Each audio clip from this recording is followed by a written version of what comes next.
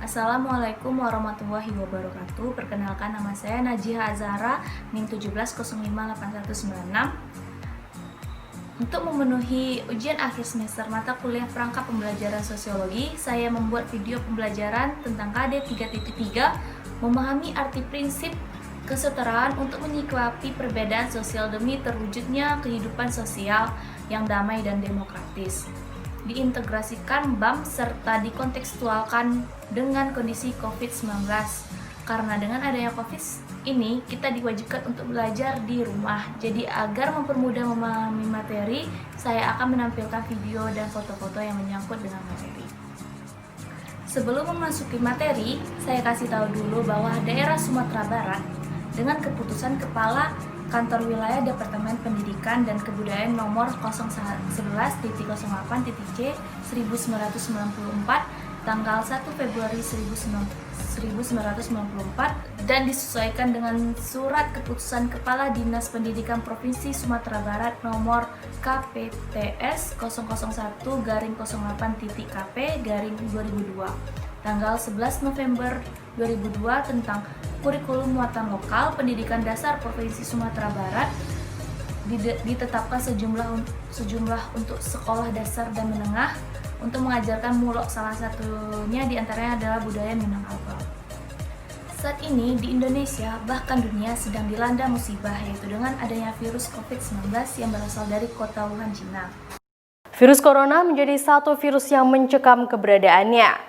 Kasus pertama yang dilaporkan terjadi pada Desember tahun lalu di Wuhan, ibu kota provinsi Hubei, Cina. Titik awal mula tersebut diduga berasal dari pasar hewan Wuhan. Dikutip dari tribunnews.com, pada Sabtu 25 Januari 2020, virus corona mewakili berbagai macam virus yang ada pada hewan yang dalam keadaan tertentu bisa berpindah ke manusia. Kontak dengan daging dari berbagai hewan yang dijual di pasar dinyatakan sebagai kemungkinan penyebab terjadinya infeksi pada manusia. Wuhan merupakan penghubung transportasi penting antara 4 titik utama di Cina. Wuhan sendiri berjarak hanya beberapa jam dengan kereta ke sebagian besar kota-kota penting di Cina. Hal tersebut yang menjadikan Wuhan sebagai pusat utama dalam jalur kereta cepat di Tiongkok. Wuhan juga diketahui memiliki salah satu dari 10 ekonomi teratas Cina dan merupakan pintu gerbang ke-9 provinsi. Letaknya yang sangat strategis menimbulkan kekhawatiran bahwa virus tersebut dapat menyebar dengan cepat selama masa migrasi massal masyarakat selama liburan tahun baru Imlek. Diketahui pula, Wuhan merupakan salah satu pelabuhan perantara terbesar di sepanjang Sungai Yangtze, Cina.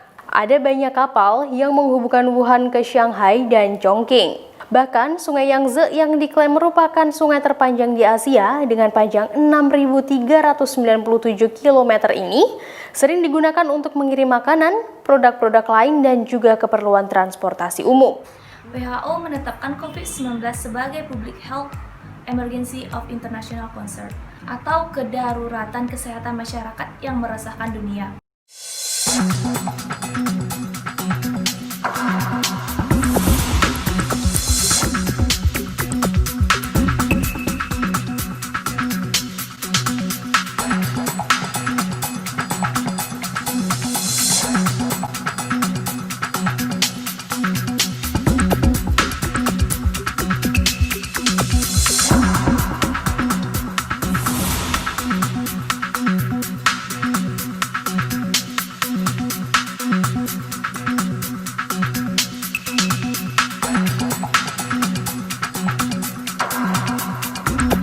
This is the first pandemic caused by a coronavirus. And we have never before seen a pandemic that can be controlled at the same time. WHO has been in full response mode since we were notified of the first cases. And we have called every day for countries to take urgent and aggressive. Pada tanggal 12 Februari 2020, WHO resmi menetapkan penyakit novel coronavirus pada manusia ini dengan sebutan coronavirus disease atau COVID-19. COVID-19 disebabkan oleh SARS-CoV-2 yang termasuk dalam keluarga besar coronavirus yang sama dengan penyebab SARS pada tahun 2003. Hanya berbeda jenis virusnya. Gejala mirip dengan SARS, namun kematian SARS 99,6% lebih tinggi dibandingkan COVID-19, saat ini kurang dari 5%. Walaupun jumlah kasus COVID-19 jauh lebih banyak dibandingkan SARS, COVID-19 juga memiliki penyebaran yang lebih luas dengan cepat yang ke beberapa negara dibanding SARS. Di daratan Cina sudah pernah terserang virus SARS yang mulai mewabah di Guangdong pada November 2002 lalu. Petani di distrik Sunde, kota Foshan menjadi orang pertama yang terinfeksi SARS. Selama sekira 86 hari setelahnya, Beijing menekan media untuk menulis pemberitaan tentang SARS. Hingga pada Februari 2002, Cina baru memberi pengumuman pada WHO tentang wabah tersebut. Bahkan dari kasus tersebut sebanyak 305 orang telah meninggal dunia. Baiklah, saya akan menjelaskan tentang materi prinsip-prinsip kesetaraan sosial dan permasalahan kesetaraan dan solusinya dalam kehidupan. Materi pertama yaitu prinsip-prinsip kesetaraan sosial. Yang dimaksud dengan prinsip-prinsip kesetaraan sosial adalah kesetaraan atau kesederajatan yang diartikan sebagai perlakuan yang kurang lebih sama dan memberikan hak-hak yang kurang lebih sama.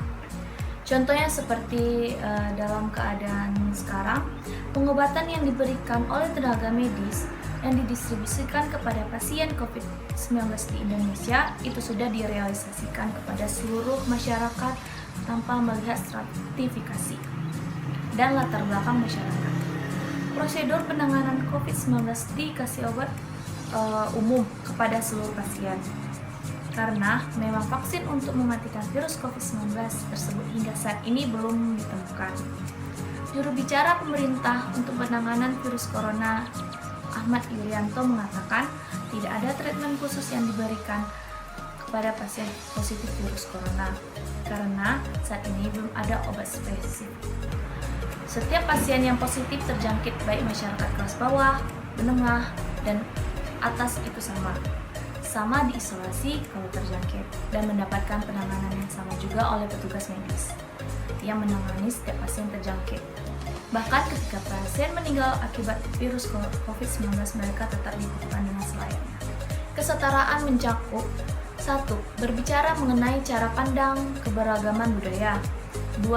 Kesetaraan berbicara mengenai perilaku menghadapi perbedaan sosial dan budaya. Materi yang kedua yaitu tentang permasalahan kesetaraan dan solusinya dalam kehidupan.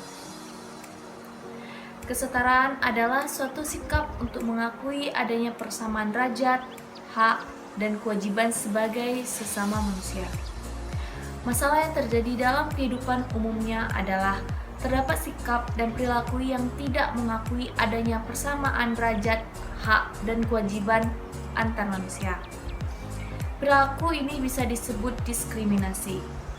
Diskriminasi adalah setiap tindakan yang melakukan pembedaan terhadap seseorang atau sekelompok orang berdasarkan ras, agama, jenis kelamin, suku, status, dan kelas sosial ekonomi.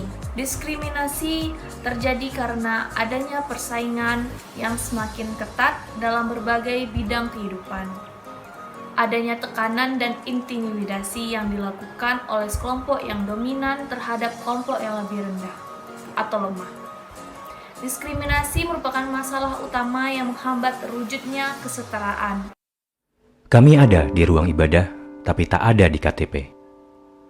Kami ada sebagai korban, tapi selalu disalahkan. Kami ada sebagai lelucon untuk membuatmu merasa sempurna. Kami ada ketika kamu butuh alasan terjadinya bencana. Kami ada sebagai beban, sebagai kutukan, sebagai penyimpangan, sebagai godaan, sebagai masalah untuk disingkirkan, bukan didengarkan. Kami ada bukan untuk menunjukkan kamu punya kuasa. Kami ada dan berbeda, tapi bukan berarti tidak setara.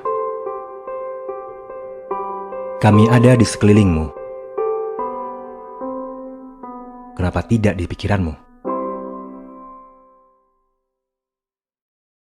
Solusi dalam menghadapi kesetaraan yaitu 1. Menghapus praktek-praktek diskriminasi melalui perlindungan dan penegakan HAM di setiap ranah kehidupan manusia. 2.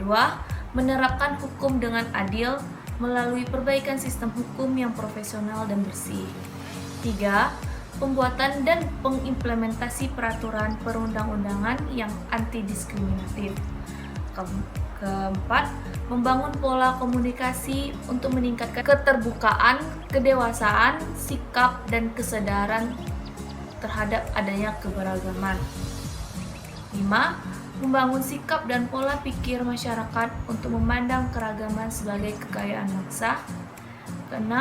Memperkecil kesenjangan antara warga masyarakat dalam berbagai aspek kehidupan. Contoh yang bisa kita lihat dari keadaan sekarang yang masih dalam keadaan pandemi COVID-19, dunia pendidikan menjadi sangat terhambat, tetapi pemerintah bisa mengatasinya dengan cepat. Dengan adanya COVID-19 berdampak pada dunia pendidikan, solusi yang diberikan pemerintah adalah mewajibkan semua kalangan siswa untuk belajar di rumah dengan tujuan untuk memutuskan pandemi COVID-19 ini. Dari semua kalangan siswa bisa belajar melalui semua media yang tersedia di jaringan internet. Semua bisa mengaksesnya dan tidak akan ada ketinggalan materi-materi pembelajaran yang disampaikan oleh guru.